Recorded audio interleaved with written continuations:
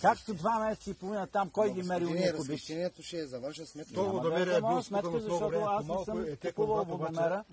Водомера няма отношение към къщата ми. Ние сме служители, Разбира ние се. сме свикнали така да ни вика. Няма, аз не ви викам на вас. Само ви казвам, че тази вода не съм я ползвал, за да я плата. Това е авария. Ние ще си направим сега констативен протокол. Разбира се, каквото е нужно. Те си има институции, ако искате към адвокат, се обърнете, където искате, няма проблем. А водомера, вижте го къде е спукан.